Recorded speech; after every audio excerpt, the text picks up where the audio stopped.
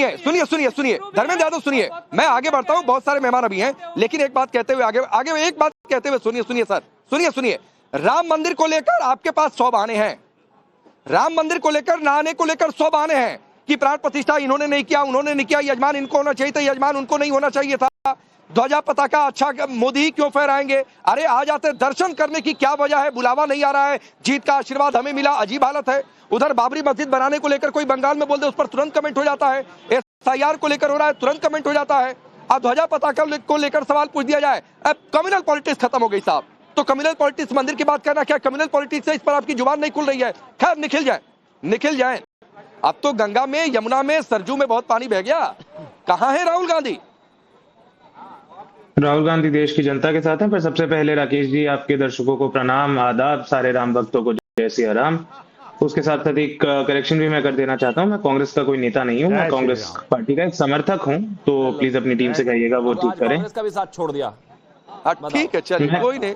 मैं ये पता नहीं कौन बोल रहा है, बताओ जी, बताओ कांग्रेस नहीं ऐसे एक एक करके लाइव टीवी पर छोड़ोगे, एक दिन पार्टी खत्म हो जाएगी। राहुल गांधी ना कह दे मैं भी कांग्रेस से नहीं हूं। एक सेकंड, मैं कभी भी कांग्रेस का नेता नहीं था, मैं कभी भी कांग्रेस पार्टी का मेंबर चाटुकारिता कांग्रेस के करते हो गए, आज इतने महत्वपूर्ण दिन पर कांग्रेस छोड़ दी। राकेश जी क्या है मुझे समझ नहीं आ रहा। शिवम भाई को बहुत अच्छे से पता है कि मैं कांग्रेस में नहीं था कभी भी पहले से, मैं हमेशा से समर्थक।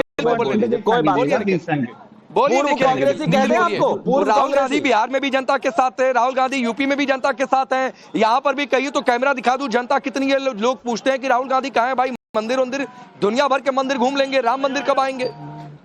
राकेश जी मैं इसका सिंपल जवाब दे देता हूँ। देखिए, किसी भी मंदिर, मस्जिद, गुरुद्वारा जाना ना जाना किसी भी व्यक्ति का निजी आस्था का विषय है। कोई जाता है, कोई नहीं जाता, कोई किसी मंदिर जाता है, कोई किसी मंदिर नहीं जाता। जस्ट बिकॉज कोई मंदिर नहीं जा रहा है इसका मतलब ये नहीं है कि वो नास्तिक हो गया, या मंदिर जा रहा है तो वो सबसे बड़ा राम भक्त हो गया।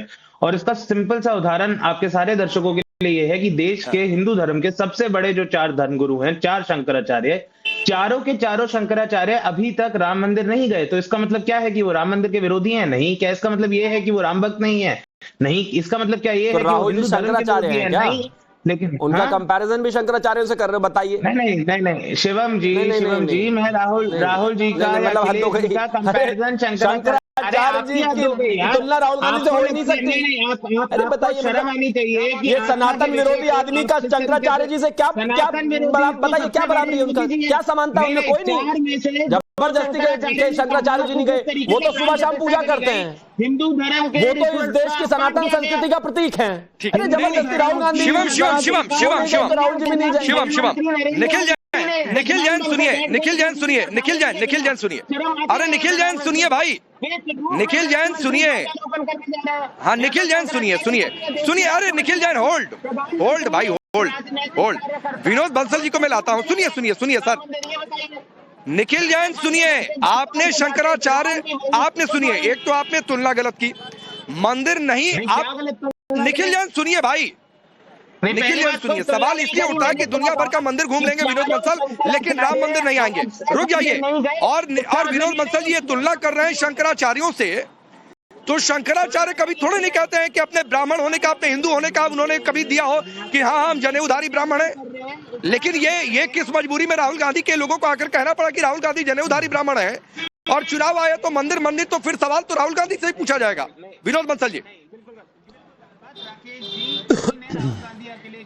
राकेश जी, सबसे पहले तो आपके सभी सुधी दर्शकों को और धर्म प्रेमी लोगों को और पैनलिस्टों को, चाहे अपने आप को कुछ ही मानते हो, ये भगवान की राम ध्वजा, धर्म ध्वजा के लहराने पर हार्दिक बधाई और शुभकामनाएं, अग्रिम शुभकामनाएं। और आपको भी साधुवाद कि आप अयोध्या की पावन नगरी जय श्री राम उन गलियों में खड़े होकर के आज डिबेट कर रहे हैं जिनके लिए लोग देखने को आंखें तरस जाती हैं। राकेश जी, मुझे बहुत अच्छा लग रहा है, मुझे आपसे ज्यादा आपके पीछे वाले वातावरण को देख करके मन प्रसन्न हुआ, गदगद हो रहा है। लेकिन दुर्भाग्य है कि हमारे पैनल पर बैठे हुए लोगों को किसी को खुशी नहीं है, मुझे लगता है, 1-2 को छोड़ करके। आप मुझे बताइएगा शंकराचार्य किसको कहते हैं, इनको शायद ये भी नहीं पता। तीसरी बात ये भी है कि देखिए, जिनका नाम ही धर्मेंद्र है वो धर्म के मार्ग से च्युत होने की कोशिश कर रहे हैं। आप देखिए, धर्म ध्वजा का विरोध करने वाला कौन हो सकता है? क्या धर्मेंद्र हो सकता है क्या? लेकिन मजबूरी है, क्या होता है, आदमी चाहे वो धर्मेंद्र हो या धर्म प्रेमी हो, अगर किसी पार्टी विशेष में चला जाता है, वो अगर समाजवादी पार्टी के साथ चला जाता है, निश्चित रूप से उसको धर्म अपना छोड़ना पड़ता है और धर्म का विरोधी होना पड़ता है। छोड़ने की बात अलग है, लेकिन दुर्भाग्य है करने कि पे आज आपका मुंह देश नहीं के खुल रहा अंदर है। जिस तरह की एक बात वातावरण बोलते बन रहा भारतीय जनता पार्टी है और जिस तरह से शंकराचार्य को अपनी अपमान कर राजनीतिक रही है। रोटियां सेकने के लिए आप भी चाटू इन काटते राजनेताओं हैं, माइक क्रॉस कर को देते हैं। वो जो बार बार जो है उसका विरोध करना पड़ रहा है, ये जो बेहद दुर्भाग्यपूर्ण बात है। ये जो है ना, इसको कहते हैं राजनीति की पराकाष्ठा। मैं एक और बात करेक्ट कर दूं, कांग्रेस की जो पूर्व कांग्रेसी या कांग्रेस समर्थक या एक्स कांग्रेसी कुछ भी कह लो, इन्होंने कहा कि शंकराचार्य नहीं गए। मैं कहता हूं 2 शंकराचार्यों की विजिट ऑलरेडी हो चुकी है। आपको शायद विजुअल नहीं पता, मुझे आवाज थोड़ी सी ये बीच में कौन बोला मुझे समझ नहीं आ रहा। तो मैं कहना चाहता हूं राकेश जी, देखिए अब ये जो धर्म ध्वजा की स्थापना हो रही है भारत में, पुनः हिंदू राष्ट्र की जो धर्म ध्वजा लहराने वाली है, ये मैं कहता हूं कि अब इसके बाद में भारत जो है, भारत धर्म के राह पर जो है ना तेज गति के साथ बढ़ेगा, भारत विश्वगुरु बनेगा। इनकी समस्या अच्छा धर्मेंद्र जी सुनिए, धर्मेंद्र और निखिल जैन थोड़ा ध्यान से सुनिएगा।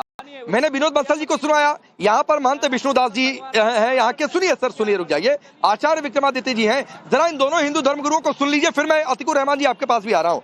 महंत विष्णुदास जी समाजवादी पार्टी के एक सांसद हैं, वो ये कह रहे हैं कि ध्वजा फहराने नहीं, प्रधानमंत्री तो बीजेपी का प्रचार करने आ रहे हैं। कम्युनल पॉलिटिक्स, यहाँ पर बीजेपी हार गई तो खत्म हो गई, क्यों ऐसे में? समाजवादी पार्टी जो है समाज को तोड़ना चाहती है, समाज में नफरत फैलाना चाहती है। कार सेवकों पर गोली चलवाए और वही कार सेवक थे जो केसरिया ध्वज लेकर के राम बाबरी ढांचा को गिराए। आज भारत के यशस्वी प्रधानमंत्री नरेंद्र भाई मोदी जी केसरिया राम मंदिर के शिखर पर केसरिया ध्वज लगा रहे हैं, तो ऐसे समाजवादी पार्टी अपना सनातन विरोधी बन रहे हैं और अपने आप को कहते हैं हम सनातनी है। तुमने राम को लिए नहीं सोचा, जो राम को लेकर के नहीं सोचता, जो राम को लेकर के नहीं चलता, तो जनता उसको ठुकरा देती है। ठीक है, महंत सीताराम दास जी समाजवादी पार्टी के एक सांसद कह रहे हैं कि यहाँ पर बीजेपी का प्रचार करने प्रधानमंत्री मोदी आ रहे हैं, धर्म ध्वजा फहराने नहीं, झंडा प्रधानमंत्री क्यों फहराएंगे? देखिए वो ओछी मानसिकता के लोग हैं, वो कुटिल हैं, कायर हैं, मक्कार हैं, देश के लिए गद्दार हैं, देश के लिए वह कैंसर जैसे बीमारी से ग्रसित हैं। अभी ऐसा संत इतना नहीं, अब जब हमारे सनातन संस्कृति पर कोई कुठाराघात करेगा, हमारे आत्मा पे कोई कुठाराघात करेगा, क्या कहते हैं उसे कोई बर्दाश्त कर सकता है? देख सकते हैं संपूर्ण हिंदू जनमानस के अंदर उत्साह है, आनंद है। आप तो मैं इफ्तार पार्टी में आप जाते हो तो मैं तो नहीं कहता हूँ, आप ईद में जाकर के टोपी लगाने का काम करते हो, और जब सनातन संस्कृति की अगर कोई बात करता है, जो राष्ट्र की एकता की बात करता है, राष्ट्र की अस्मिता की बात करता है, आप कहते हो कि वह पार्टी का प्रचार करने जा रहा है। कितना वो अच्छी मानसिकता, कितनी गंदी। अब आचार्य विक्रमादित्य जी को भी सुन लीजिए। आचार्य विक्रमादित्य जी, ये संतों का आक्रोश अयोध्या के संतों का उचित है? जो इन्होंने कहा आपको ठीक लगा, इनकी भावनाएं ठीक लगी या कुछ गलती लगी आपको? नहीं, संतों का आक्रोश सामने आपके आ रहा है, जनमानस है और संत भी इस देश की जनमानस ही है और उनके अंदर आक्रोश होना चाहिए कि जिस प्रकार से ये लोग तथाकथित तौर पर हिंदू धर्म का अपमान करते आए और करते रहे। मुझे वो बताइए, ये नमाजवादी पार्टी के लोग यहाँ अपने आप को धर्मेंद्र नाम से प्रख्यात करने वाले व्यक्ति धर्म के विरोध कार्य कर रहे हैं।